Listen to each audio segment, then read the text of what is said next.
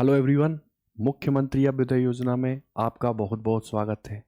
हम लोग फिजिक्स में जो सेक्शन डिस्कस कर रहे थे उसमें हमने आपको एटॉमिक स्ट्रक्चर और ओरिजिन ऑफ स्पेक्ट्रम, है ना, ये पूरा का पूरा जो चीज़ थी वो डिस्कस कर लिया था। फोटो इलेक्ट्रिक इफेक्ट छोटा है, मैटर वेव भी बहुत छोटा सा था, और ये जो है ये डेफिनेटली आपको पक्की बात है कि एक या दो क्वेश्चंस देगा।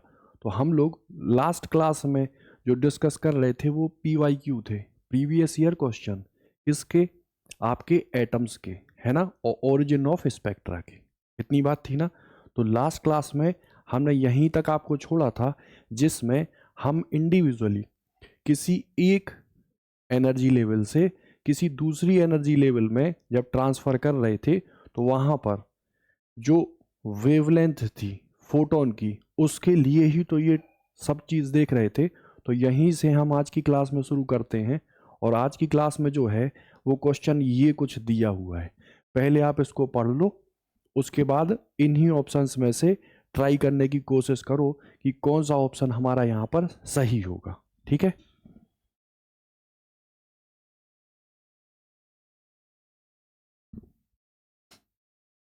देखो, तीन एनर्जी लेवल दिए हुए हैं, ए, बी और सी, और तीनों को अगर हम ध्यान से देखें तो सारे के सारे जो हैं वो एमिशन स्पेक्ट्रम ही तो हैं। देखो, ये सी से बी पर आ रहा है, ये बी से ए पर, और ये सी से ए पर आ रहा है ना।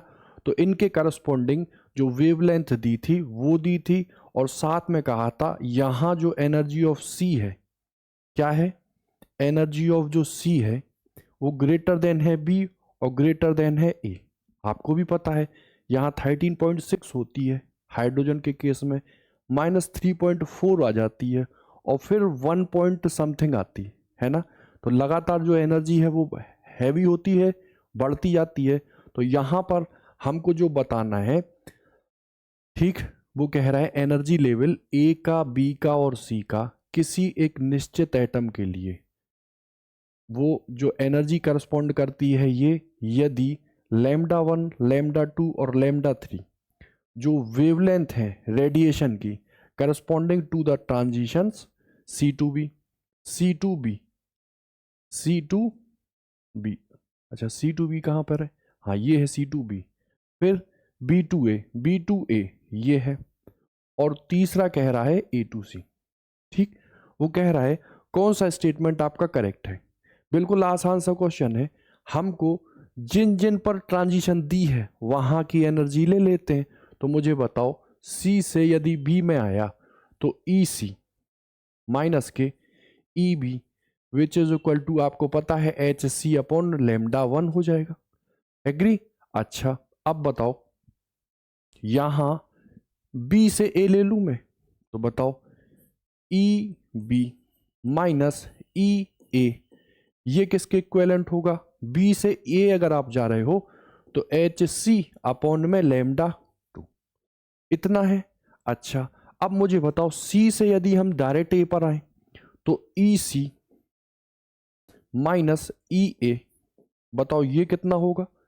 आप कहोगे एच सी, और इस बार जो लैम्डा है वो कितना है, λ3। क्या देखो, ये सी और ए है, यहां से अगर इन दोनों को मैं जोड़ लूं, इन दो इक्वेशनों को, नंबर 1 और नंबर 2, इन दोनों को आप जोड़ोगे तो ये इसको हटा देगा। तो ई सी माइनस ई ए जस्ट इक्वल किसके आएगा, एच सी अपॉन λ1, है ना, और एच सी अपॉन में λ2 आया ना।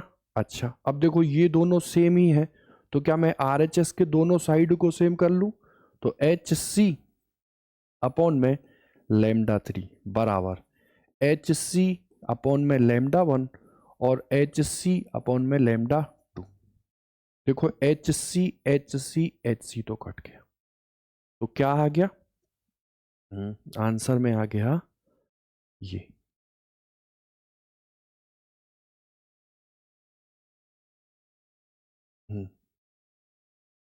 1 अपॉन,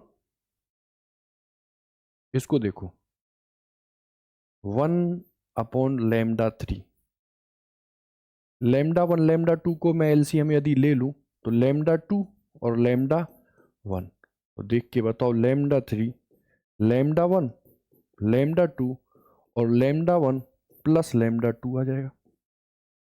ठीक है, यही सेम कोई ऑप्शन है, ये दिया lambda three, lambda one, lambda two upon में lambda one plus lambda to.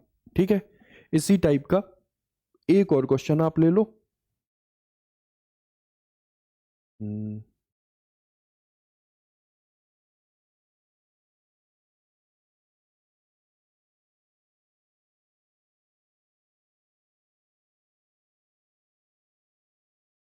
हम्म,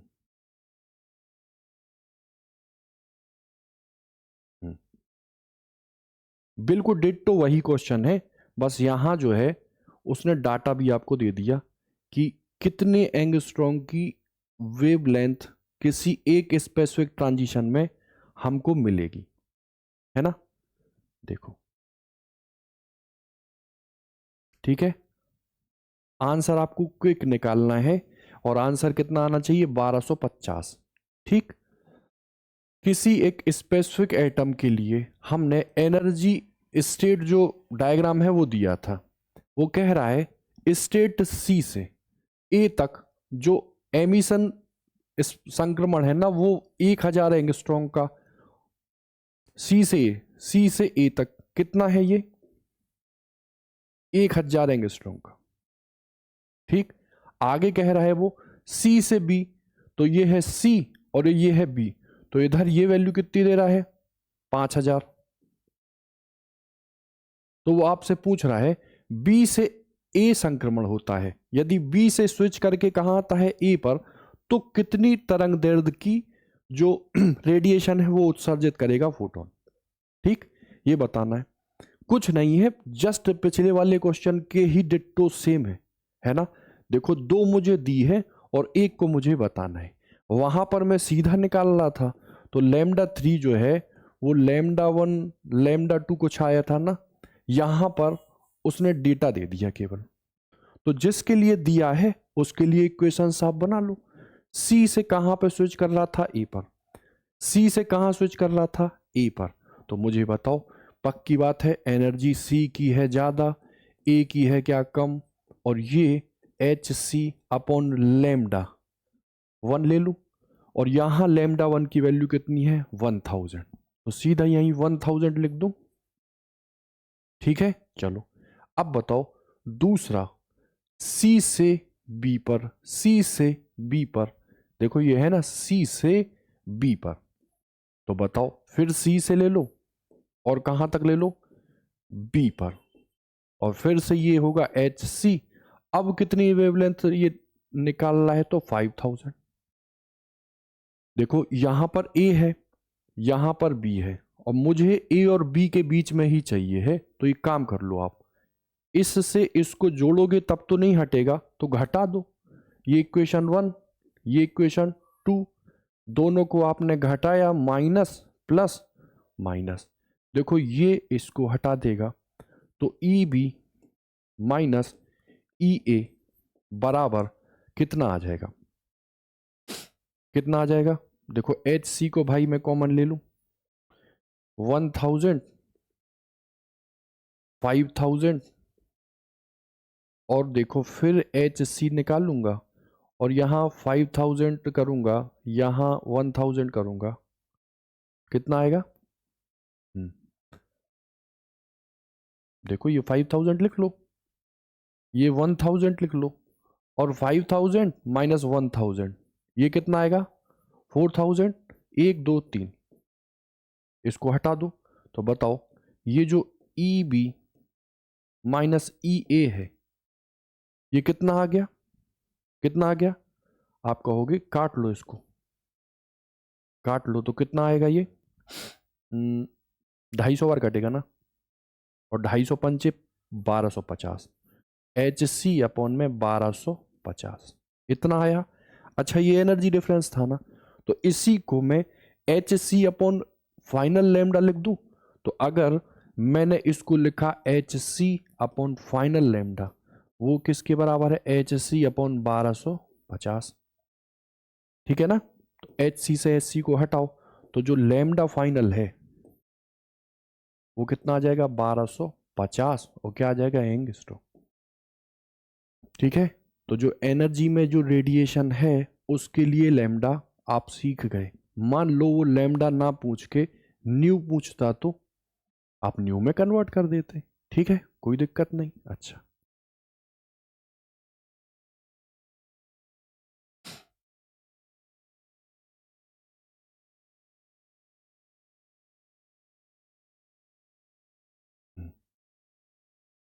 ये क्वेश्चन, ये रिकॉइल ऑफ एटम देख लो जरा आप।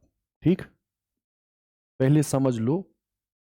वैसे जब मैं फोटो इलेक्ट्रिक इफेक्ट आपको डिस्कस कर रहा था उस समय मैंने कोलिजन के समय ये समझाया था। ठीक, देखो। अच्छा, देखो सबसे पहली बात ये है कि मान लो ये हाइड्रोजन का एटम है, यहाँ पर ये एक इलेक्ट्रॉन है, यहाँ ये हैवी स्टेट है, ये और है।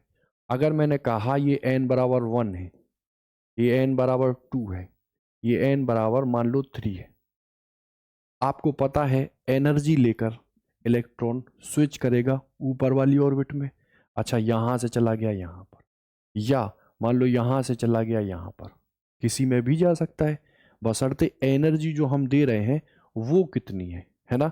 अच्छा, अब ये यहां गया तो क्या रुकता है? नहीं, 10⁻⁻8 सेकेंड, है ना। ठीक, रुक के कहाँ जाता है? वापस। अच्छा, अब ये वापस आता है तो मुझे बताओ, रेडिएशन के तौर पे फोटोन ही तो निकलता है ना।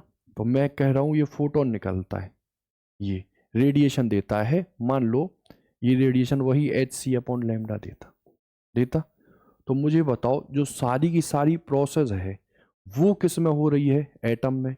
वो किस में हो रही है? एटम में। तो जब वो फोटोन, ध्यान देना, ऊपर की कक्षा से नीचे की कक्षा में डेल्टा ई जो कि एच सी अपॉन लेमडा के इक्विवेलेंट होता है, जो करस्पॉन्डिंग होता है किस से? फोटोन से। तो जो चीज फोटोन से रिलेटेड हो रही है उतनी ही चीज किससे रिलेट करेगी? एटम से। यहां और यहां, मतलब जितना मोमेंटम फोटोन का होगा उतना ही मोमेंटम किसका होगा? एटम का। ठीक, इसी चीज को हम यहां पे अप्लाई करेंगे। ठीक है, देखो कैसे करेंगे, देख लो। मैंने आपसे कहा रिकॉइल स्पीड जो एटम की होती है वो जस्ट फोटोन की स्पीड के बराबर होती है, या जो मोमेंटम है किसका? एटम का, वो किसके बराबर है? मोमेंटम ऑफ किसके? फोटोन के। ठीक, अब इसको हम कैसे कोरिलेट कराएं? तो देखो, लैम्डा का फॉर्मूला मैंने आपको बताया है जो कि किसके लिए है? फोटोन के लिए। वो है आर। मान लो 1 अपॉन, देखो, n1 स्क्वायर और n2 स्क्वायर, इतना है, यही तो था 1 अपॉन लैम्डा। अच्छा, आप मुझे बताओ, जब हम मैटर वेव डिस्कस कर रहे थे तो लैम्डा बराबर तो h अपॉन पी आ रहा था। तो बताओ 1 अपॉन लैम्डा, इसको इधर ले जाओ, ये कितना हो जाएगा? पी अपॉन एच हो जाएगा ना, है ना। इतना होगा, या ऐसे डिस्कस कर लो। आप देखो, लैम्डा बराबर एच अपॉन पी है, तो पी की वैल्यू जो है वो एच अपॉन लैम्डा होगी ना, है। अच्छा, क्या यहां मुझे एच अपॉन लैम्डा दिया है? नहीं। तो एक काम कर लो, एच अपॉन लैम्डा, ये एच अपॉन लैम्डा, है ना, 1 अपॉन n1 स्क्वायर। ठीक है, इतना बताओ। अब मुझे बताओ एच अपॉन लैम्डा किसके बराबर है? पी के। किसके बराबर है? पी के।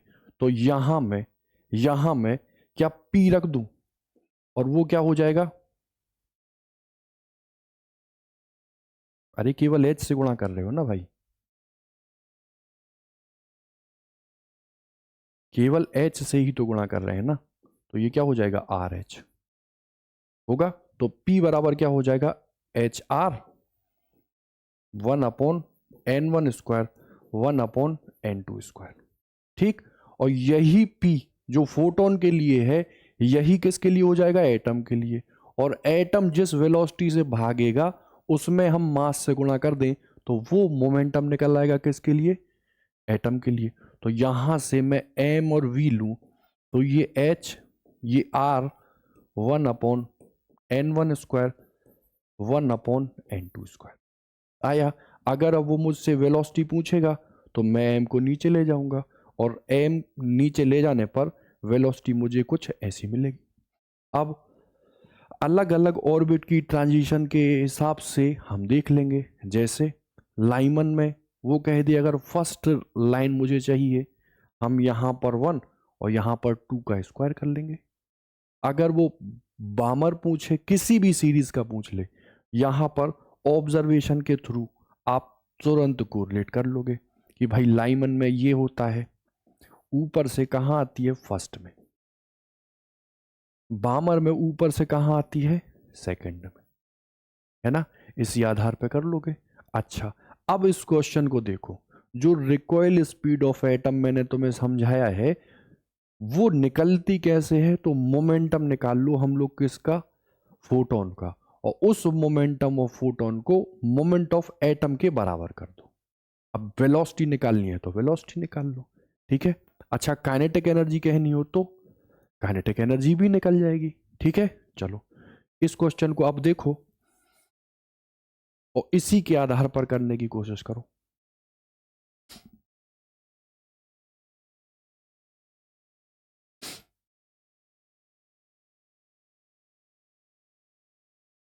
देखो, अच्छा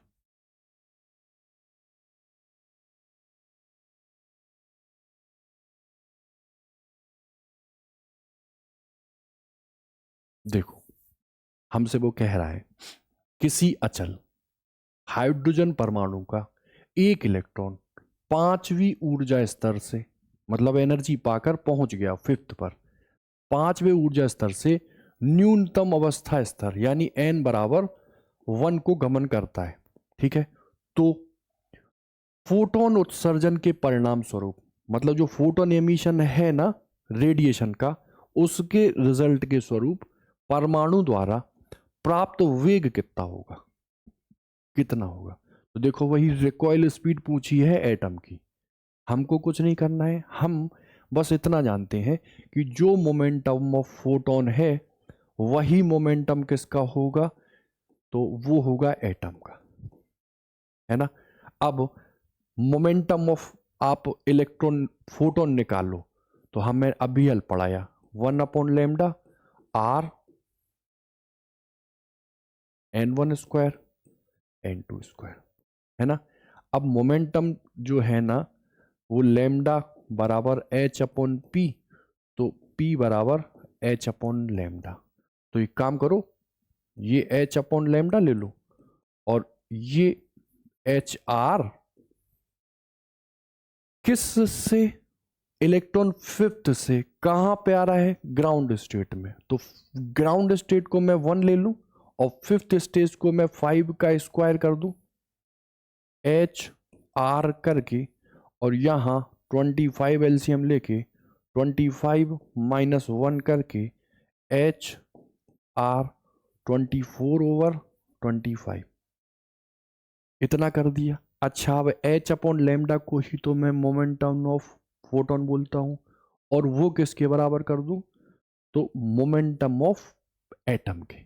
अगर मैंने किया तो मुझे बताओ, m और ये v हुआ, v को आपने होल्ड कर लिया, तो बताओ v को होल्ड करने के बाद HR 24/25 और साथ में ये m कहाँ आ जाएगा, नीचे, ठीक। कोई भी डाटा नहीं दिया था, सीधे सीधे HR और m की वैल्यू दी थी, उसी के आधार पर देखो है 24 HR 25 m, ठीक है। चलो, तो ऑप्शन नंबर क्या हो गया सही, ये, ठीक है। ऐसे ही एक आध बार आपके प्रीवियस ईयर में कुछ इस टाइप का क्वेश्चन आया था कि उसने मोमेंटम पूछा था, ध्यान देना, और ऑप्शन में उसने एंगुलर मोमेंटम वाली चीज दी थी।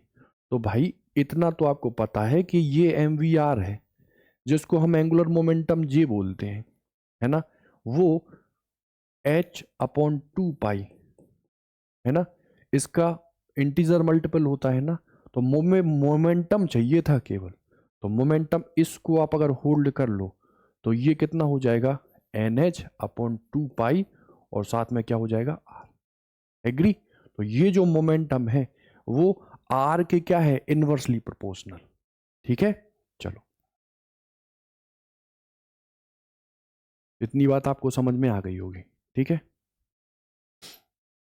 देखो बिल्कुल वही सेम क्वेश्चन है, और सेम क्वेश्चन में उसने डाटा लगा दिया है ना।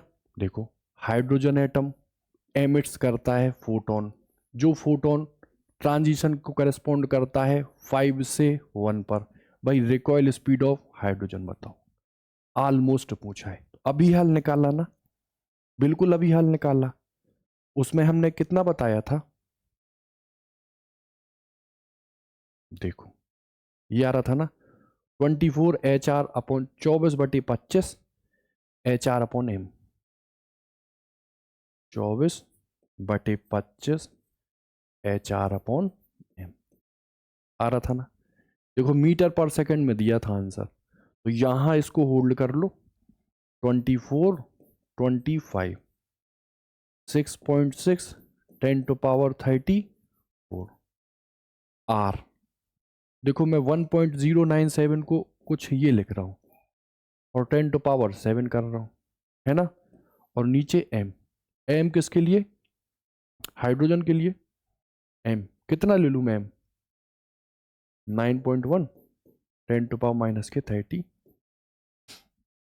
सही है ये इलेक्ट्रॉन के लिए है। प्रोटॉन के लिए कितना ले लूंगा मैं,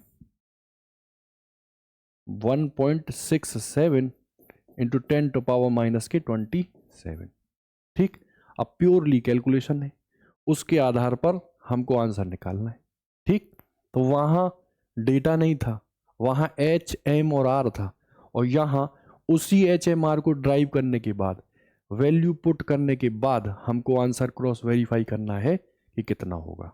ठीक है, चलो। हम्म,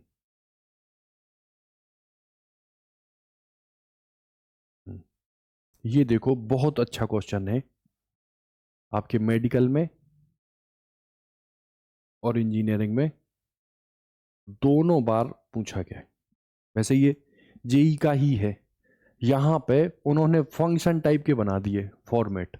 उन्होंने ये कहा कि आपने जब रेडियस पढ़ा था किसी हाइड्रोजन या हाइड्रोजन जैसे परमाणु के लिए, तो जो घूम रहा था सर्कुलर ऑर्बिट में, तो उसके लिए रेडियस निकाल दी थी। कुछ डायरेक्टली और प्रोपोर्शनल या इनवर्सली प्रोपोर्शनल आ रहा था, वो जेड और एन के रिस्पेक्ट में था। आर, फिर वी, फिर एनर्जी। अब एनर्जी में भी काइनेटिक भी थी और पोटेंशियल भी थी और टोटल थी, तो उन्होंने यहां पर मिक्स कर दिया। मिक्स मतलब उन्होंने कहा आपने जो पढ़ लिया है उसी के आधार पर इस क्वेश्चन को ऑब्जर्व करो। क्या है क्वेश्चन, बोहर के मॉडल में, जो कि किसके लिए, हाइड्रोजन एटम के लिए, माना आर, वी और टी और ई ये रिप्रेजेंट करते हैं कि उसको रेडियस ऑफ द ऑर्बिट, मतलब जिस ऑर्बिट में वो घूम रहा है इलेक्ट्रॉन, उसकी रेडियस को कौन, आर, फिर स्पीड को कौन, वी, फिर टाइम पीरियड को कौन, तो टी, और ई किसको रिप्रेजेंट कर रहा है, टोटल एनर्जी को कर रहा। अब वो कह रहा है the quantities proportional to the quantum number n, है ना। मतलब यहां पर वो कह रहा है जब भी आप इन क्वांटिटी को निकालोगे, तो इन क्वांटिटी में से कौन सी ऐसी है जो डायरेक्टली प्रोपोर्शनल एन, यानी कि जो प्रिंसिपल क्वांटम नंबर है उसके बराबर होगी, है ना। अब यदि आपको आर ई वी इन सब के बारे में पता होगा, तो आप इन फंक्शन को आराम से कर ले सकते हो, है ना। जैसे आप तुरंत मुझे बताओ, आर, क्या मैंने आपको आर नोट बताया था, और क्या बताया था, n² / kz, ये तो कांस्टेंट था 0.53 एंगस्ट्रॉम। तो यहां से r directly proportional n square upon z मिला था, ठीक है। अच्छा दूसरे v की बात करो तो v कुछ 2.2 इंटू 10⁻⁶ और साथ में आ रहा था z अपॉन के है आ रहा था। अच्छा अब मुझे चाहिए था t, और t के लिए मैंने निकाली थी फ्रीक्वेंसी, और जो फ्रीक्वेंसी थी उसको v बराबर r ओमेगा के तहत निकालना था ना, तो ओमेगा v अपॉन r आ रहा था, और v देखो मैंने सिखाया z अपॉन के n, और r को देखो तो कितना था n स्क्वायर अपॉन के z, इसको z अपॉन n और z अपॉन n स्क्वायर कर रहे थे तो z स्क्वायर ओवर n क्यों आ रहा था, बोलो। अच्छा यही तो था ओमेगा, और ओमेगा को क्या मैं 2 पाई और फ्रीक्वेंसी f लिखता हूं, तो ये z square upon n q के प्रोपोर्शनल था, यानी कि जो फ्रीक्वेंसी थी वो z स्क्वायर और एन क्यू के प्रोपोर्शनल थी, और फ्रीक्वेंसी में और टाइम पीरियड में अपोजिट रिलेशन होता है, तो time period directly proportional N Q upon Z square होगा कि नहीं होगा, तो बताओ यहां आराम से लिख लो T directly proportional N Q upon Z square, ठीक है। अच्छा उसके बाद जो लास्ट है वो क्या था, एनर्जी ई, ये था ना टोटल एनर्जी ई, और टोटल एनर्जी आपको पता है हम जब निकालते थे तो वो आती थी ई बराबर -13.6 z square upon n square. सीधा प्रोपोर्शनल में देख लो तो प्रोपोर्शनल में एनर्जी जो है वो directly proportional z square upon n square इतना आता था। अब इन्हीं का यूज करो इन फंक्शन के लिए, मतलब वो ये पूछवा रहा आपसे, इसको एनालाइज करा रहा, फिर ऑप्शन पुटिंग के आधार पर प्रूफ करा रहा कि कौन सी इसमें क्वांटिटी ऐसी है जो directly proportional quantum number principal quantum number के बराबर होगी, ठीक। अच्छा यहीं आ जाओ वी आर, ठीक, तो मैं यहीं दिखाऊं वी आर, आप कहोगे ये है वी ये है आर, वी की बात करो तो जेड अपॉन एन गया, और आर की बात करो तो एन स्क्वायर अपॉन जेड आया। अच्छा जेड से जेड को मैंने हटा दिया, एन से एन काट दिया, तो पहला ही ऑप्शन क्या हो गया सही। मान लो वो मल्टीपल ऑप्शन पूछे, मान लो इसमें से 2 सही हो, तो आप आर और ई चेक कर लो, आर और ई है ना, तो बताओ आर और ई, आर का तो अभी हल बताया एन स्क्वायर जेड, और ई का बताया 13.6 जेड स्क्वायर अपॉन में एन स्क्वायर, जेड से जेड और एन से एन काट दो तो क्या आ जाएगा जेड, जेड क्या ऑप्शन है जेड नहीं। अच्छा वी अपॉन ई पर आ जाओ, वी फॉर वेलोसिटी, वेलोसिटी के लिए जेड अपॉन एन लिया, और E z square upon n square, z upon n ये गया, एन स्क्वायर और जेड स्क्वायर, इससे इसको अभी ये भी नहीं आया, और टी अपॉन आर भी निकालोगे तो वो भी नहीं आएगा, निकाल के देख लो टी अपॉन आर है ना, देखो टी टी क्या बताया मैंने एन क्यू जेड स्क्वायर, और r n square upon z, काट लो तो इससे इसको तो एन अपॉन जेड 1/1, बताओ ये आया नहीं, तो हमारा जो ऑप्शन है वो कौन सा सही हो जाएगा वी आर, ठीक। तो एक क्वेश्चन में 4 4 5 5 चीजें इंक्लूड करा ली। हम्म, हम्म। ये एंगुलर मोमेंटम का है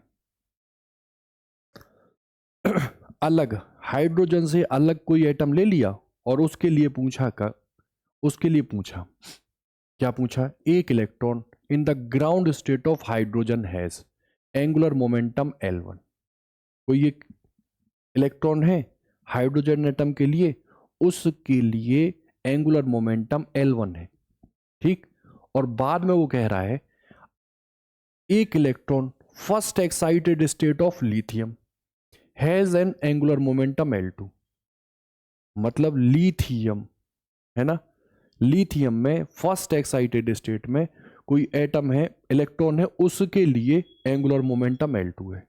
अच्छा, मैंने आपको जो बताया उस एंगुलर मोमेंटम में यानी MVR में h/2 और साथ में इंटीजर मल्टीपल होता था। क्या इसमें कहीं z आता है? मतलब ये z से इंडिपेंडेंट है। क्या है? z से इंडिपेंडेंट। तो बताओ, पहले के लिए वो कह रहे हैं L1 और कौन सी स्टेट है? तो ग्राउंड स्टेट। यानी हाइड्रोजन के लिए n की वैल्यू कितनी है? 1। तो मैं h/2 लिख दूं। अच्छा, दूसरा जो ले रहा है वो लिथियम के लिए ले रहा है और एंगुलर मोमेंटम कितना ले रहा है? L2। एग्री? और वो कितना है? NH/2 अब कौन सी स्टेट है? First excited state. Normal state में n बराबर क्या होता है? 1। फर्स्ट एक्साइटेड स्टेट में n कितना हो जाता है? 2। कितना होता है? 2। यहां मैं कितना रख दूंगा? 2h और 2 पाई। इससे इसको हटा दो तो बताओ ये कुछ आया h/π आया? तो तुम देख के बताओ, ये इसका दुगना है ना। देखो, इसमें अगर हम 2 से गुणा कर दें, इसमें हम 2 से गुणा कर दें तो देखो, सॉरी, ऐसे कर लो, ये तो इससे कट गया। एक काम करो, 2 से आप इधर भाग दे दो, ठीक है, और 2 से ये इधर दे दो। तो h/2 ये कितना था? L1। तो L2/2 बराबर कितना आया? L1। तो L2 बराबर कितना आ गया? 2L1। L2 बराबर कितना आ जाएगा? 2L1। ठीक है।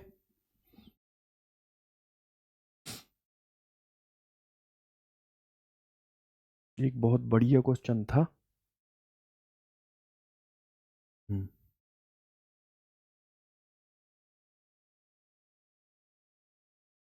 ये फ्रीक्वेंसी अभी हल डिस्कस की थी ना, फ्रीक्वेंसी डिस्कस की थी ना, V बराबर आर ओमेगा, बस वही है। V बराबर आर ओमेगा, तो ओमेगा बराबर V/R, और जो ओमेगा की है वही फ्रीक्वेंसी की होगी। अब वो पूछ रहा है एक इलेक्ट्रॉन है, ट्रांजिशन करता है n+1 से n में, तो frequency of emitted radiation, frequency पूछ रहा है, यही f v बताया ना अभी आपको, z और n, और n² z बताया। तो बताओ ये z n z n², z² n³। अब मुझे यहां n³ दिया था तो मैं क्या भर दूंगा? n³। ठीक है, आई होप हो जाएगा।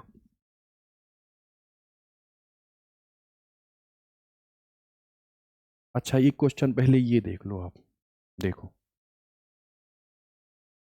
पूछा गया है ये क्वेश्चन भी।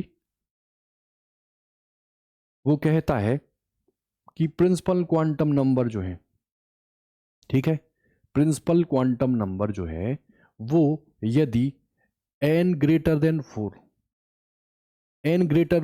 4 अलाउड ही ना की जाए, तो वो कह रहा है कि जो पॉसिबल एलिमेंट होंगे वो कितने होंगे। ठीक। अच्छा, आपने ये पढ़ा है ना, मतलब अगर प्रिंसिपल क्वांटम नंबर n है तो जो इलेक्ट्रॉन भरने वाली चीज है वो 2n² होती है ना। अच्छा, n की वैल्यू मैं 4 से ज्यादा नहीं ले रहा हूं, 4 से ज्यादा नहीं ले रहा हूं। तो बताओ, पहले केस में अगर मैं 1 रखूंगा तो 2 आया, 2 रखूंगा तो 2 दूनी 4 दूनी 8 आया, 3 रखूंगा 3 का स्क्वायर 9 दूनी 18, और 4 का स्क्वायर रखूंगा तो 4 चौके 16 दूनी 32 आया। और 4 से ज्यादा वो बोल रहे हैं, नहीं बोल रहे। तो एक्चुअली में हमने किया क्या है, कुछ ये किया है,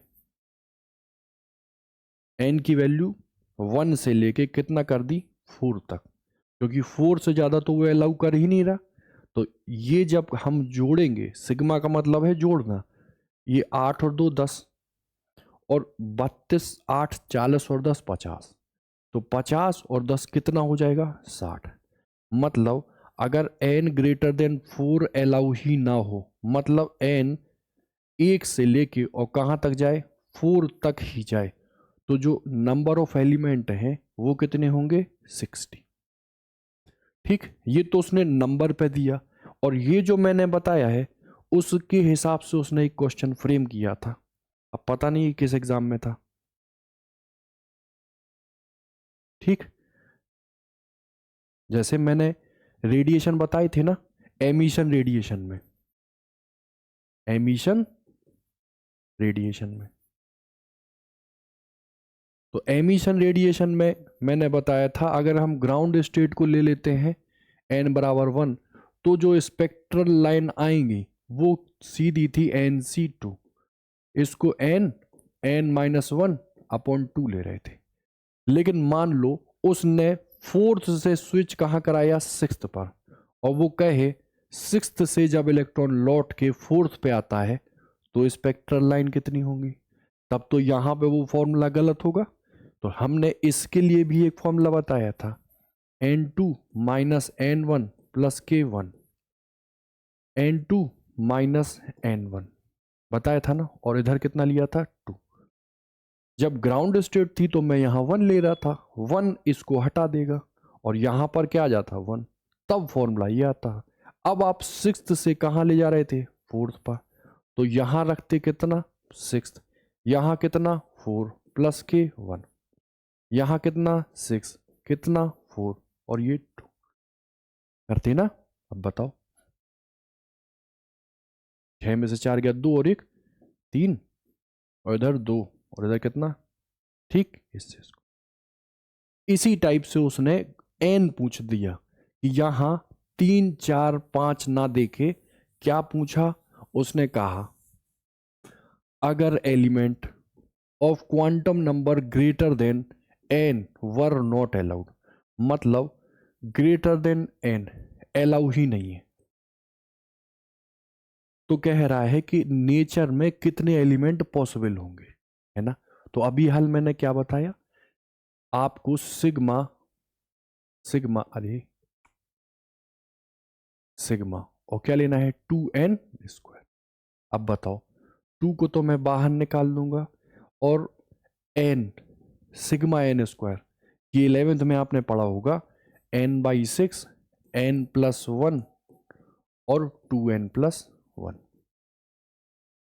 ठीक है, शायद इंजीनियरिंग में ही आया होगा क्योंकि बायो वाले तो फॉर्मूला नहीं जानते ये।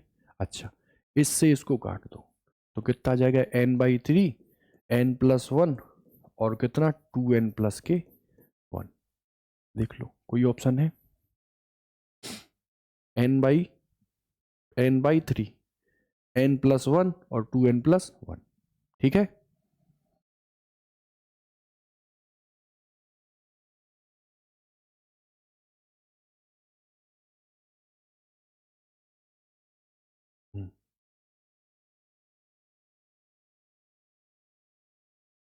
ये प्लॉट का क्वेश्चन है, मतलब वो कह रहा है आपने जितने फंक्शन पढ़े हैं उन सब में पक्की बात है ग्राफ आ रहा होगा, है ना। अगर हम एन और जेड के बीच में खींचे तो वो कह रहा है इसको ऑब्जर्व करो और ग्राफ मुझे बताओ कि एक मेटल है, एटॉमिक नंबर जेड है, is used as a target in a cooling tube, मतलब किसी मेटल को हमने यूज किया किसी को हिट करने के लिए, ठीक है। तो वो कह रहा है let nu be the frequency of the K A line, है ना। चलो, for a number of values of z and nu which plot gives straight line. वो क्वेश्चन क्या कह रहा है ये समझे, वो कह रहा है आप ड्रॉ करो जेड और आप ड्रॉ करो किसके, फ्रीक्वेंसी के बीच में ग्राफ। तो वो कह रहा है किस चीज में ग्राफ जो है वो स्ट्रेट लाइन आएगा, ठीक, तो देखो फ्रिक्वेंसी हमने निकालवाई थी ना, फ्रिक्वेंसी वही 2πf थी ना ओमेगा, तो वो कितना था, आया था ना अभी हल, v बराबर आर ओमेगा से, ओमेगा बराबर v अपॉन आर। v को मैं लिख रहा था जेड एन और इसको z अपॉन के एन स्क्वायर, ये z स्क्वायर अपॉन के एन क्यू, इतना आ रहा था। मुझे न्यू, फ्रिक्वेंसी f ले लो या न्यू ले लो, उसके बीच में इतना समझो, न्यू बराबर कितना था, न्यू बराबर कितना था, z स्क्वायर अपॉन एन का क्यू। मुझे इनके बीच में कौन सा ग्राफ खींच दे कि स्ट्रेट लाइन मिले, देख के बताओ। अगर v ये न्यू रहता और ये z रहता, इनके बीच में अगर मैं खींचता तब आता क्या, हाइपरबोला टाइप का। अच्छा, हमको तो स्ट्रेट लाइन चाहिए, तो एक काम ना करें, रूट ले लो भाई इसका। अगर रूट लोगे तो ये रूट न्यू आएगा और ये क्या आएगा, z। अब इन्हीं वैल्यू को अगर यहां रख दो न्यू और यहां रख दो z, दोनों के दोनों रखोगे तब क्या आएगी वैल्यू, स्ट्रेट लाइन। क्या है यहां पे, ये न्यू है और ये z है, ठीक है। बाकी देखो कहीं है, तो देखो ये न्यू किया इन्होंने, जबकि एक्चुअली में लेना क्या था, अंडर रूट न्यू। यहां रूट जेड था जबकि लेना क्या था, जेड। तो ऑप्शन नंबर सी है वो हम लोग का क्या हो जाएगा, एकदम सही। चलो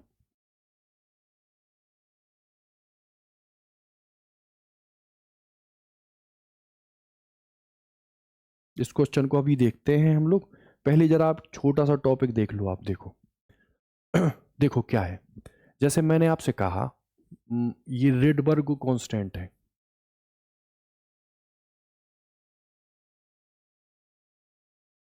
ठीक। तो आपको पता है ये जो आर है ये लेता है 1.097 इंटू 10⁻⁷, ठीक।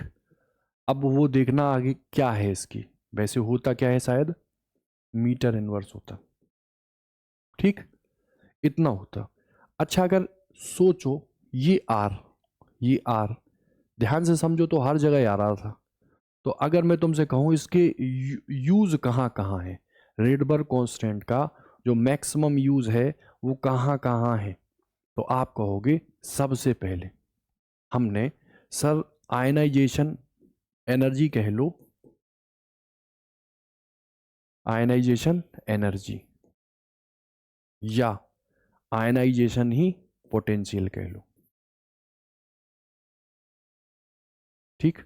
तो आप मुझे बताओ, जब हम आयनाइजेशन एनर्जी या पोटेंशियल की बात कर रहे थे तो वहां पर मैं कुछ यही तो ले रहा था ना, एक्चुअली में ये आर एच सी ही तो था, याद आ रहा, और ये आ रहा था 1/n लोअर का स्क्वायर और n हायर का स्क्वायर, इतना आ रहा था।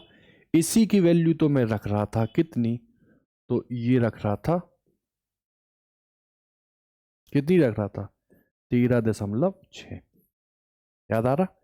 तो अगर ये आर मुझे पता नहीं होता, अगर आर की वैल्यू मुझे पता नहीं होती, तो मुझे बताओ क्या जो ये डेल्टा ई या इसी को अगर लिखूं तो एच सी अपॉन लैम्डा, या इसी को मैं लिखूं तो जो निकलने वाली रेडिएशन की फ्रिक्वेंसी है वो, वेवलेंथ है वो, या एनर्जी है वो, क्या हम निकाल पाते, नहीं निकाल पाते। तो जो एक मेन यूज है जो रेडबर्ग कांस्टेंट का है वो क्या है, एनर्जी को निकालने के लिए, ठीक है। अच्छा और आप बताओ, तो जितने भी और फॉर्मूले आ रहे थे उनमें भी क्या निकल रहा था, आर कहीं ना कहीं आ रहा था ना, तो आर की जो वैल्यू है वो इंपॉर्टेंट है। तो देखो 1/r, मैंने कहा इसको आप लिखा करो 911, और जब केवल ऐसे दिया हो तब आप फेमिलियर हो गए हो, क्या लिखते हैं 10⁻7, 7 आती ना, ठीक, ठीक है।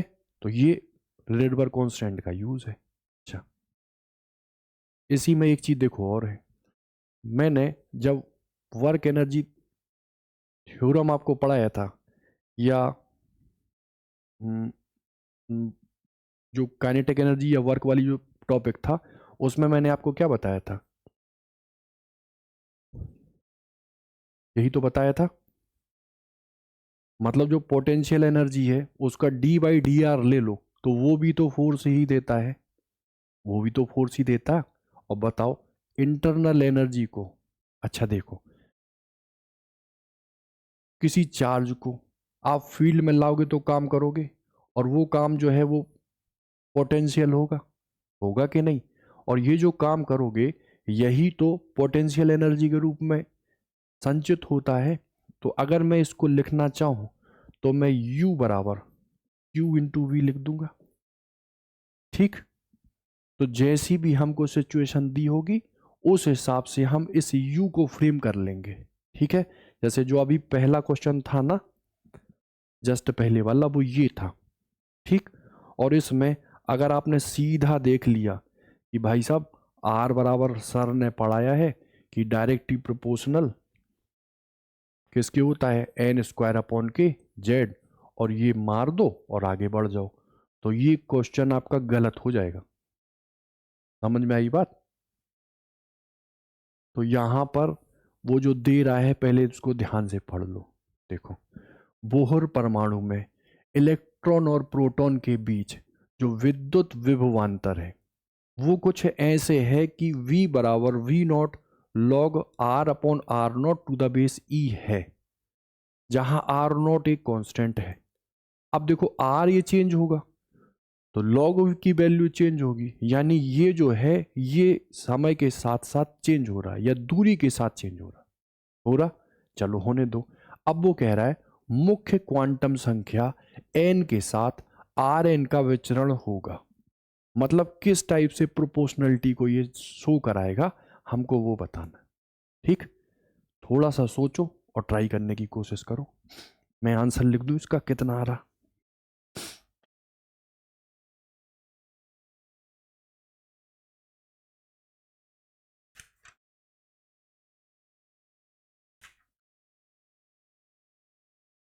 इसका आंसर आ रहा है ये। ठीक है, हम्म।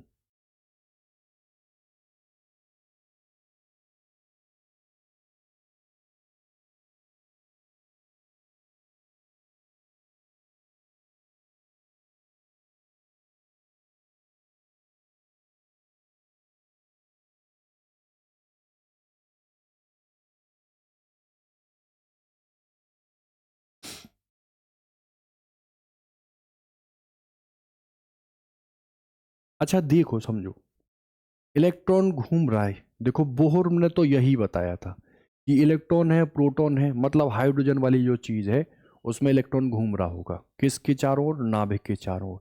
नाभिक में कैसा चार्ज है, प्लस, इतना है। यानी कि वो फोर्स वाली चीज पूछ रहा है जो सेंट्रिपिटल है वो कितनी होती है, mv²/r वो होती। अच्छा यहां से क्या आप फोर्स निकाल पाओगे? यहां से क्या फोर्स निकाल पाओगे? तो आप कहोगे देखो, मोड के रूप में अगर हम देखें तो जो फोर्स है वो du/k/dr होता है। ऐसा किया क्यों? उसको करने का रीजन ये था कि यहां R चेंज हो रहा है तो V चेंज हो रहा। और बताओ ये है पोटेंशियल एनर्जी, तो क्या मैं इसको d/dr, है ना, और देख के बताओ, यही तो बताया था अभी, ये और ये बताया था ना। तो देखो V तो मुझे दिया है V, तो अगर मैं बात करूं W की, जो किसके रूप में संचित होता है, पोटेंशियल एनर्जी, तो मैं Q/V लिख लूं। और Q किसका लिख लूं, तो इलेक्ट्रॉन का, लो ये E। और V की बात करो तो V0 log R/R0 इतना लिया। अच्छा, EV0 तो भैया कांस्टेंट है, बाहर आ गया। log x का क्या होता है, 1/x होता है ना, तो 1/R/R0।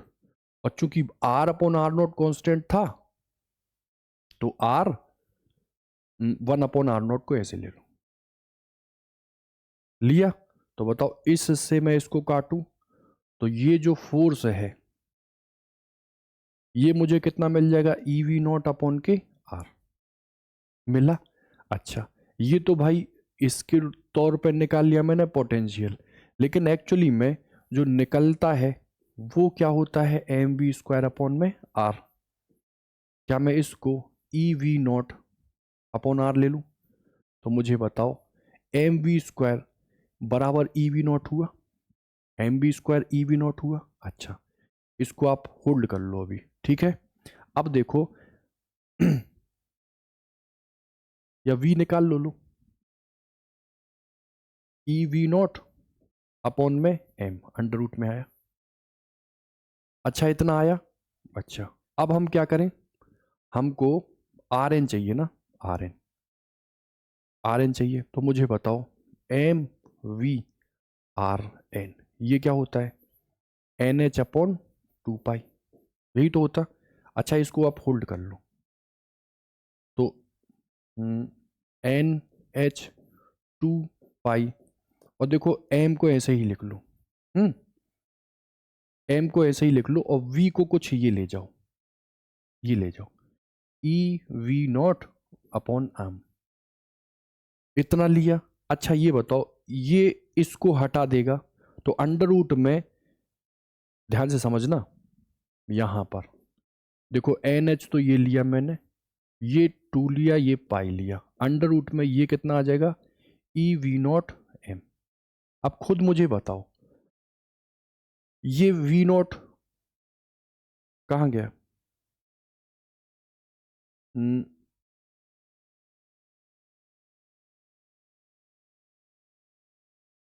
हाँ ठीक है, ये V0 क्या था, कांस्टेंट था ना, ठीक है।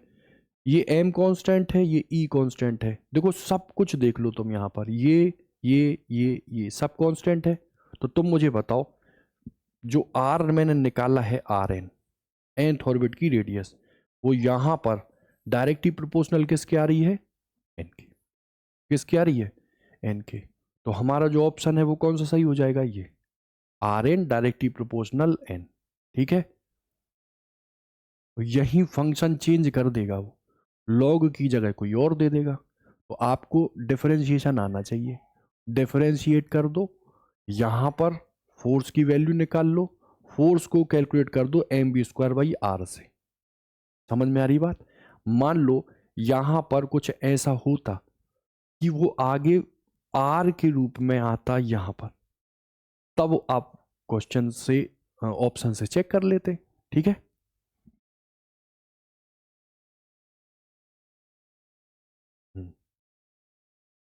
ये भी आपका बहुत पुराना क्वेश्चन,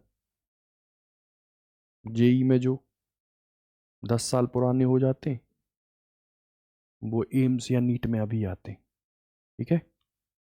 लो, आराम से पढ़ो, बिल्कुल आराम से सॉल्व करो। यहां पर इनइक्वलिटी के रूप में दिया है ये क्वेश्चन, ठीक है।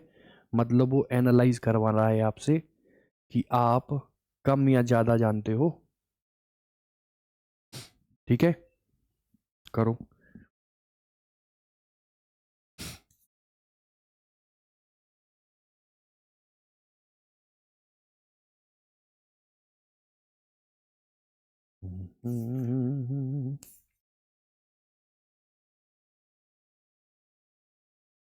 पढ़ लिया? चलो हम देखते हैं। देखो, हाइड्रोजन परमाणु तथा लिथियम प्लस प्लस आयन द्वितीय उत्तेजित अवस्था में है ना। देखो ये होती है ग्राउंड स्टेट। फर्स्ट स्टेज में कहाँ पे आ जाते हैं, n=2 पर, और सेकंड स्टेज में आते हैं n=3 पर।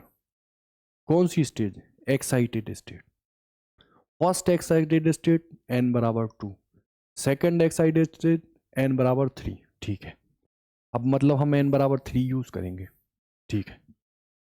अब वो कह रहा है द्वितीय अवस्था में है, ठीक है, यदि LH तथा LLI क्रमशः उनके इलेक्ट्रॉनिक कोणीय संवेग है। एंगुलर मोमेंटम दिया है मुझे हाइड्रोजन के लिए LH और लिथियम के लिए LI।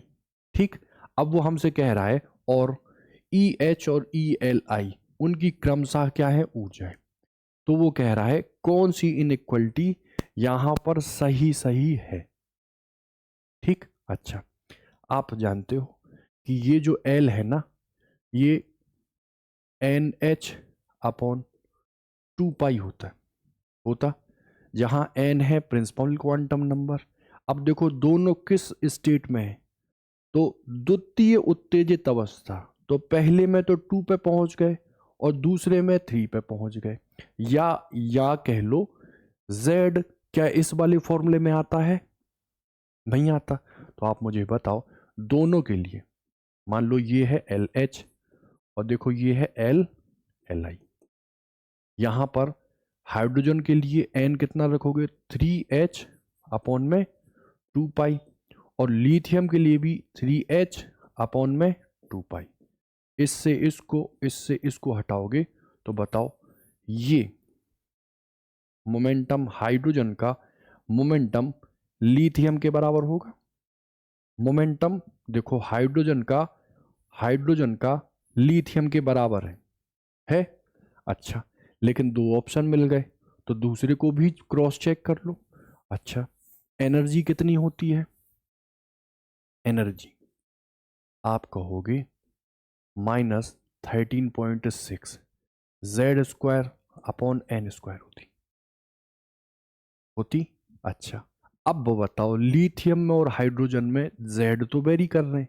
हाइड्रोजन में Z कितना है 1 और लिथियम में कितना है 3 है। अब रखो तो बताओ ये मान लो EH के लिए ये तो कट जाएंगे, तो बताओ Z हाइड्रोजन में 1 और कौन सी ऑर्बिट के लिए सेकंड एक्साइटेड, मतलब 3 का स्क्वायर ले लोगे तो 9।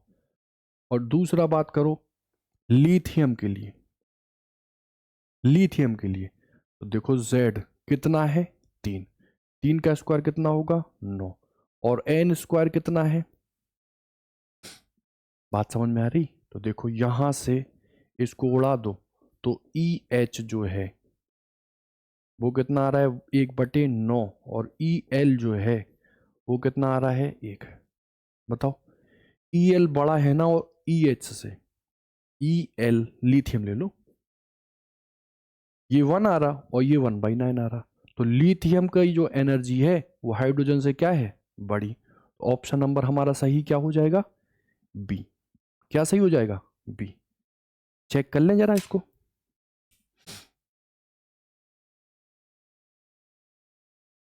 16 का बी। ठीक है, ये वाला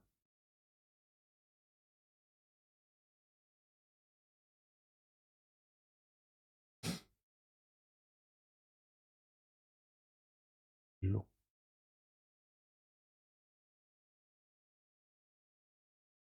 वो पूछेगा वही जो अभी तक आपने पढ़ लिया,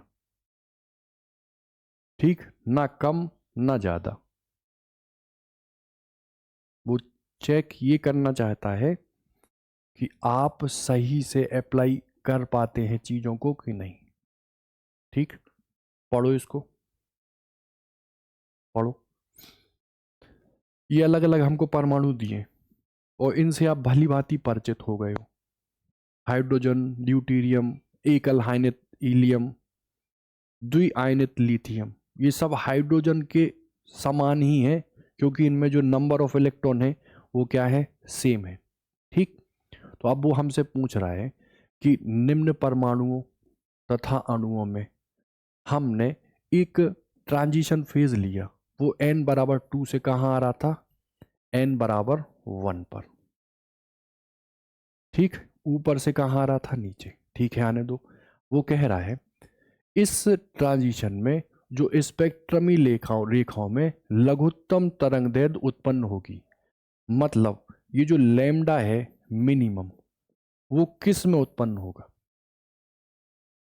ठीक है, अच्छा देखो, अगर वो यहां पे ऑर्बिटल चेंज करता, ध्यान देना, ऑर्बिटल चेंज करता और तुमसे अधिकतम और न्यूनतम पूछता, तो मैंने लैम्डा के केस में अधिकतम तो तुम्हें बताया कि जस्ट ऊपर वाली कक्षा पर कूद जाओ, राइमन में 1 से 2 पर, बामर में 2 से 3 पर, पाश्चन में 3 से 4 पर, क्रमशः कूदते जाओ। अच्छा, और न्यूनतम के लिए लाइमन में n बराबर 1 से कहाँ पहुंच जाओ, इनफाइनाइट पे। पाश्चन में 2 से कहाँ पहुंच जाओ, इनफाइनाइट पे। लेकिन यहाँ उन्होंने ये चीज तो कांस्टेंट कर दी और अलग अलग एटम लिए, उनको एनर्जी दे दी, और वहां से जो रेडिएशन निकाला तो कह रहे हैं किसका लैम्डा कम होगा। ठीक, तो आपको यहां पर ये चीज ऑब्जर्व करनी है कि देखो, हाइड्रोजन के लिए तो 1/λ बराबर आर आता था, ये एन लो का स्क्वायर और ये एन हाई का स्क्वायर, इतना आता था। लेकिन यहां हाइड्रोजन अकेला तो दिया नहीं है, हाइड्रोजन ना हो तो ये जो एक्चुअली फॉर्मूला है वो क्या आता था, जेड स्क्वायर आता था। अब बताओ, आप मुझे बताओ कि सबके सब में ये और आर तो कांस्टेंट है, तो मुझे बताओ लैम्डा उसके लिए कम होगा जिसके लिए जेड ज्यादा होगा। क्यों? क्योंकि जो लैम्डा है और जो जेड का स्क्वायर है उसमें इनवर्सली रिलेशन है। तो बताओ लैम्डा मिनिमम उसके लिए जिसके लिए जेड मैक्सिमम। अब यहां से देखो हाइड्रोजन परमाणु तो भैया यही है, ड्यूटीरियम प्रोटियम ड्यूटीरियम 1H2 है, यहां भी यही जेड होगा। एक आयनित हीलियम यानी He+, इसमें कितना आएगा, Z2। लेकिन द्वि आयनित लिथियम यदि लोगे तो लिथियम बोले तो 3, और यहां Z सबसे ज्यादा किसके लिए है, 3। तो सबसे न्यूनतम जो लेंथ होगी वो किसके लिए होगी, द्विआयनित लिथियम। तो हमारा ऑप्शन क्या हो जाएगा, द्विआयनित लिथियम।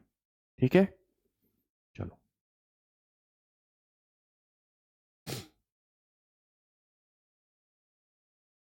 ठीक है।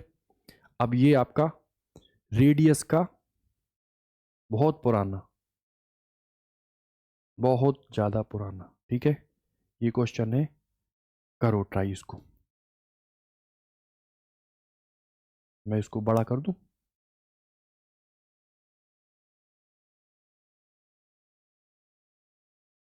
ठीक है, चलो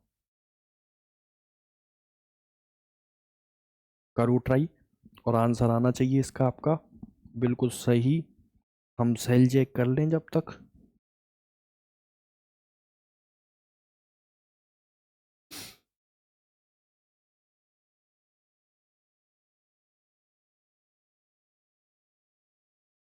हो गया होगा, नहीं हुआ तो देखो हम बता रहे हैं। ठीक है, आंसर है इसका कितना, 1/4, 1/4। ठीक, देख लो, देखो यदि कोई एटम है जिसकी क्रमांक ये है, एटॉमिक वेट ये बोहर मॉडल का अनुसरण करता है तथा इसकी फिफ्थवी मतलब 5वीं कक्षा की त्रिज्या बोहर त्रिज्या की पी गुनी है। ठीक है, तो वो आपसे पूछ रहा है पी का मान बताओ। ठीक, अच्छा क्या करें जरा इसमें हम, बताओ आपने पढ़ा है nth की, ये पढ़ा है ना, ये कितनी होती है, तो 0.53 अभी भूल जाओ, n² होती है ना, इतना होता है, या लिख लो यार 0.53 भी लिख लो, इतना होता। अच्छा, अब पहले आप निकाल लो किसकी, FM फर्मियम। ठीक, देखो 0.53 तो ये है, n कौन सी ऑर्बिट थी, 5वीं, तो मैं इसको 25 लिख दूं, और अगर इसको लिखना चाहूं तो ये z कितना ले रहा है, 100 ले रहा, 1 और ये 4। अच्छा, अब वो कह क्या रहा है, ये जो आपने निकाली है ना, ये इस एटम की ये कितनी है, बोहर त्रिज्या की पी गुनी है, बोहर त्रिज्या की पी गुनी। अच्छा, बोहर त्रिज्या होती कितनी है, कितनी होती है, 0.53 होती है ना, ठीक है, और इसकी कितनी है, पी गुनी है। तो देखो यहां से इसको हटा दो, तो बताओ पी की वैल्यू कितनी आ जाएगी, 1/4। ठीक है, क्या आंसर आ जाएगा? 1/4। ठीक,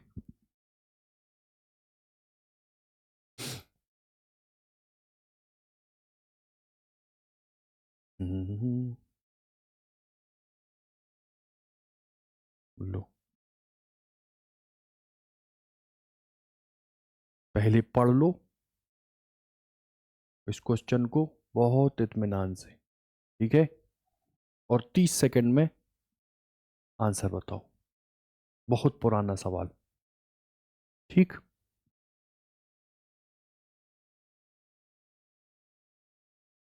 वो यहां पे सरकमफ्रेंस पूछ रहा, कह रहा है हाइड्रोजन परमाणु के वही बोर मॉडल है, एक इलेक्ट्रॉन माना एनवी क्लास में है, एनवे ऑर्बिट में है, इस कक्षा की परिधि को डी ब्रोगली तरंग दैर्ध्य लैम्डा के पदों में कैसे व्यक्त किया जा सकता है? वही फॉर्मूलों को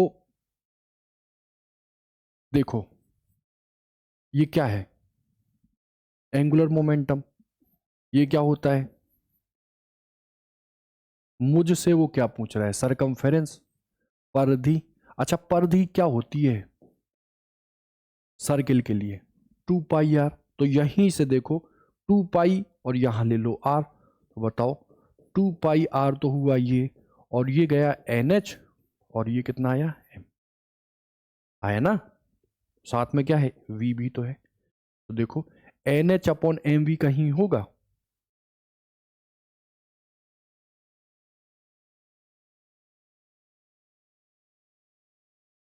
अब ये देखो, ये लेमडा बराबर क्या होता है? H/P।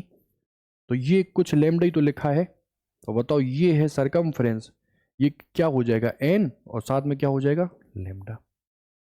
ये क्या है? N और साथ में लेमडा। ठीक, ये क्वेश्चन है आपके लिए।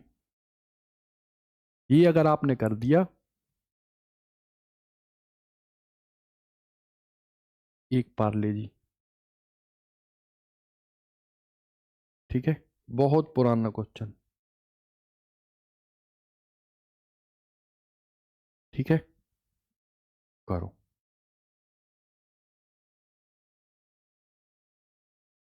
थोड़ा सा इसमें आपको सोचना पड़ेगा, क्योंकि हाइड्रोजन है या हीलियम है, लिथियम है, हम तो यहीं तक पहुंचे थे।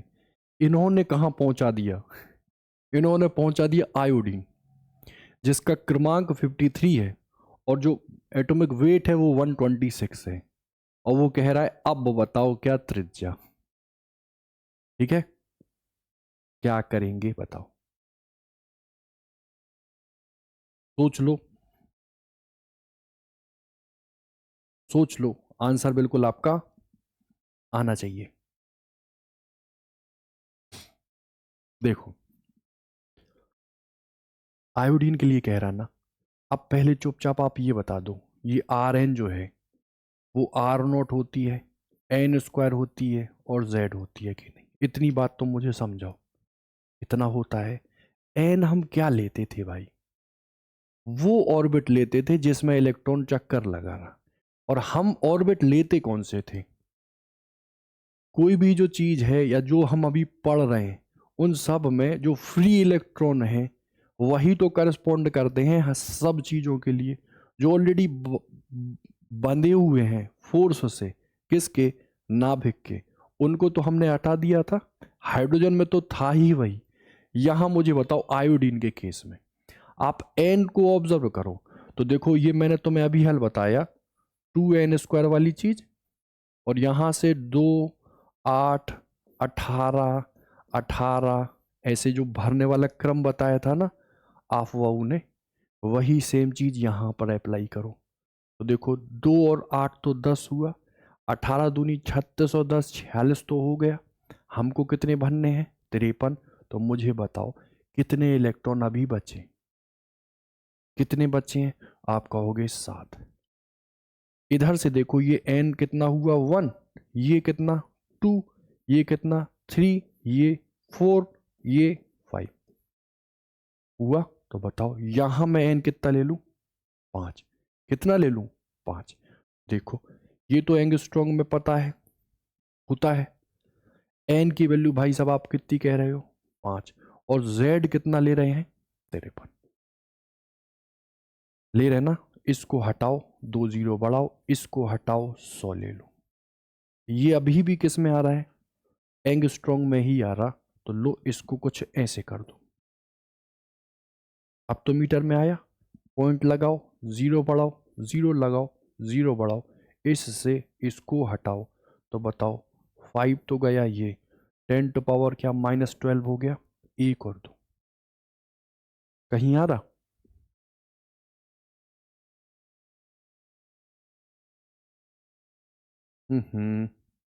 एन का स्क्वायर करोगे ना, 5 का स्क्वायर कितना होगा, 25। छोटी छोटी गलतियां, ठीक है। एन स्क्वायर कितना करोगे, 5 का स्क्वायर 25, ये कितना है 53, इसको हटाओगे, ये कितना आ जाएगा 100, ये कितना आ जाएगा 1/4, और मीटर में बदलोगे तो 10 टू पावर -10, जीरो इससे हटाओगे 4 दूनी, शिफ्ट करो तो 2.5 into 10 to power -11 metre. Agree, तो ऑप्शन नंबर ए, ठीक है, कोई दिक्कत नहीं।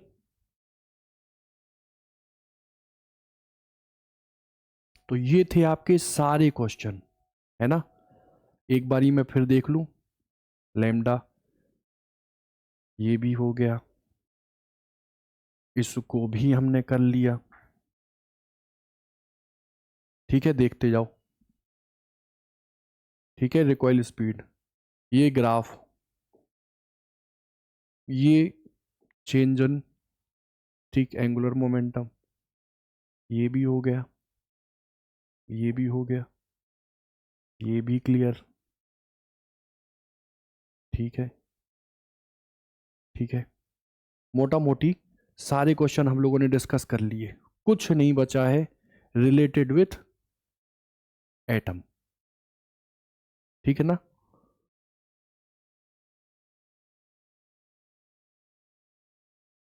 लो इसका स्क्रीनशॉट ले लो, इसको भी करना।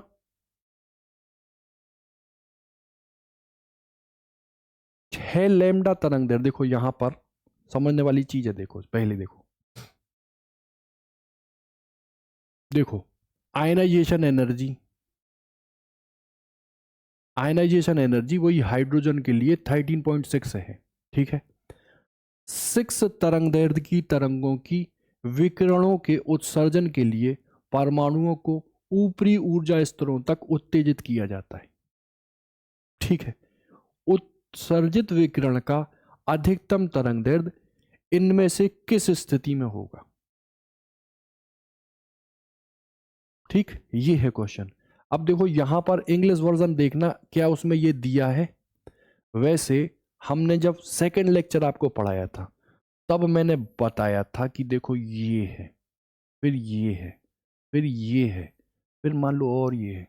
तो जैसे जैसे ये क्लासें बढ़ती हैं, जैसे यहाँ 13.6 होता है ना, 3.4 होता है ना, फिर 1.31, 0.83, यानी जो एनर्जी डिफरेंस है वो यहाँ कितने का है, लगभग 10 का। ऊपर जाओगे तो थोड़ा कम, और कम, और कम, ये एनर्जी डिफरेंस कम होता जाता ना।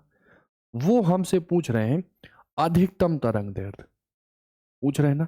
और अधिकतम तरंग दैर्ध्य देखो यहां 3 1 2 1 4 3 3 2, अलग अलग उसमें पूछ रहे हैं ना। अच्छा आप मुझे बताओ, ई की बात करो या डेल्टा ई की बात करो, और इसको कुछ मैं ऐसे लिख दूं, तो जिसका ये एनर्जी डिफरेंस ज्यादा होगा उसके लिए लैम्डा कम होगा, होगा ना। तो मुझे बताओ, उत्सर्जित विकिरण कह रहा था, यानी ऊपर से नीचे, ऊपर से नीचे। तो बताओ अगर मैं 1 से 2 ले लूं, 1 से 2 लूं, तो बताओ एनर्जी सबसे ज्यादा, एनर्जी यदि सबसे ज्यादा, तो लैम्डा कम, लैम्डा कम, और मुझे क्या चाहिए, लैम्डा अधिक। तो देखो पहले तो ये ऑप्शन कट गया। अब बताओ 2 से 3, देखो 2 से 3 में ये जो एनर्जी डिफरेंस है लगभग, इसको 3.5 मान लो, इसको 1.5 मान लो, 2 का आया। अच्छा 2 से 3 में कितना आया? 2 का। और 3 से 4 में देखो एनर्जी और कम हो जाएगी, 3 से 4 में और कम हो जाएगी। तो एनर्जी जहां कम, लैम्डा वहां सबसे ज्यादा। तो देखो ऑप्शन जहां तक है 4 से 3, मतलब जब ट्रांजिशन फोर्थ से कहां करेगा? थर्ड में, तब एनर्जी क्या होगी? सबसे कम। इस वजह से लैम्डा क्या होगा? सबसे ज्यादा। बात समझ में आ रही है ना? बाकी इसको क्रॉस चेक कर लेना आप, ठीक है? ग्रुप पे मैं भेज दूंगा आंसर, ठीक है? ये सारी चीजें अपनी आज हो गई, सारे क्वेश्चन इसके हो गए। एक आध क्वेश्चन मैं आपको लिख ही देता हूं, करना लो। ये फोर्स ऑफ अट्रैक्शन दिया था, F बराबर K/R। मतलब ये जो नाभिक है ना, वो इस इलेक्ट्रॉन को खींच रहा है। किस फोर्स से खींच रहा है? K/R रूप से। अब वो कह रहा है K एक कांस्टेंट है, ठीक? आपको बतानी है Rn। nth ऑर्बिटल की रेडियस पहला, उसके बाद इलेक्ट्रॉन की ऊर्जा nth ऑर्बिट पे क्या होगी वो, ठीक? ठीक है ना? अच्छा देखो, वहां पर याद करो mv²/r हो रहा था सेंट्रीपिटल फोर्स। यहां भी देखो क्या है, r कहां है? नीचे ही तो है। तो यहां तो वो चीज चेंज नहीं हो रही, लेकिन वहां मुझे v दिया था, पोटेंशियल दिया था, हम du/dr कर रहे थे। तो ये आसान है, आपको Rn पता लगाना है और Tn, ठीक है? मैं इसका आंसर लिख ही देता हूं, इस आंसर को आप क्रॉस चेक कर लेना, ठीक है? 28 डी मतलब ये जो है, ये निर्भर ही नहीं करता किस पर?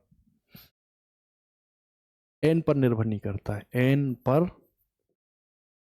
निर्भर नहीं करता, ठीक? और आर एन जो है वो तो पता ही है आपको क्या है, n²। ठीक है, इसको जरा ट्राई कर लेना, ठीक है? एक और मैं छोटा सा लिख दूं क्या? लो, जेई में आपका क्वेश्चन था आवृत्ति की सीमा। या हम ग्रुप पे आपको ये सेंड कर देंगे।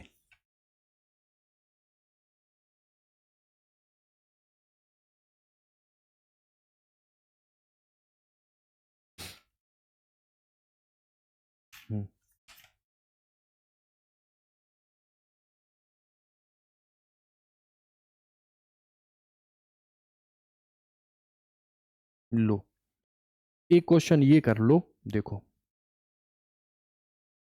एक फोटोन है, उसकी तरंग दैर्ध्य लैम्डा है, और एक कण है जिसका मास कितना है? m है। अब वो कह रहे हैं दोनों की गतिज ऊर्जा, अगर इसकी गतिज ऊर्जा E1 ले लो और इसकी गतिज ऊर्जा E2 ले लो, वो दोनों क्या है? समान है। तो वो आपसे कह रहा है कि फोटोन की गतिज ऊर्जा E फोटोन, और दूसरा गतिज ऊर्जा किसकी? E किसके लिए? मास के लिए, कण के लिए। वो जो है वो आती है 2λmc/h, ठीक है? आपको इसको प्रूव करना है कि ये कैसे आएगा। ई निकालना, लैम्डा hc/λ इस टाइप से, ठीक है? और दूसरा आप E2 निकालना, ठीक है? और वो काइनेटिक एनर्जी के रूप में √2m h/, ठीक? और दोनों को इक्वेट करके आंसर लाना, ठीक है? बाकी हम नेक्स्ट क्लास में या कल से देखते हैं सीधा। ये क्वेश्चन मैंने इसलिए लिए हैं क्योंकि ये सारे एटम के थे आपके। किसके थे? एटम के। और जो नेक्स्ट यूनिट है वो है एटम एंड न्यूक्लियाई, जिसमें एटम हमने पूरा खत्म कर दिया। अब न्यूक्लियाई में जो सबसे पहले है वो बेसिक अंडरस्टैंडिंग किसकी? नाभिक की, जिसको बोलते हैं हम न्यूक्लियस, ठीक है? बहुत आराम से पढ़ लेंगे, बहुत आसान टॉपिक है। फिर आएगा रेडियो एक्टिविटी। क्या आएगा? रेडियो एक्टिविटी, ठीक? और फिर आएगा न्यूक्लियर एनर्जी। इन 3 को पढ़ने के बाद हमारा पूरा न्यूक्लियस तैयार हो जाएगा। ठीक है, तो इस क्लास में इतना ही रहने देते हैं।